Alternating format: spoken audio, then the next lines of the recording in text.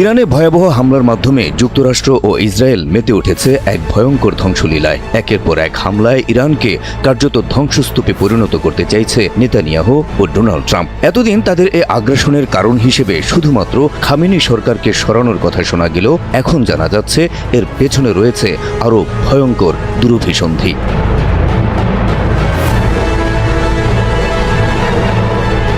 আন্তর্জাতিক সংবাদ মাধ্যম আল জাজিরা তাদের এক প্রতিবেদনে জানায়, ইরানে মার্কিন যুক্তরাষ্ট্র ও ইসরায়েলের হামলার পেছনে খামেনির সরকারকে হটানোর একটি কারণ জড়িত থাকলেও তাদের মূল টার্গেট হল ভেনেজুয়েলার মতো ইরানের তেল সম্পদগুলোকে নিজেদের নিয়ন্ত্রণে নিয়ে নেওয়া। শুধু তাই নয়, ইরানের তেল সমৃদ্ধ অঞ্চলগুলোকে আলাদা ভাগ করে একটি নতুন দেশ গঠনের চিন্তাও রয়েছে মার্কিনীদের। এরই মধ্যে নাকি সে বিষয়ে গবেষণাও শুরু করে দিয়েছে আমেরিকা ও ইসরায়েলের কর্তা ব্যক্তিরা।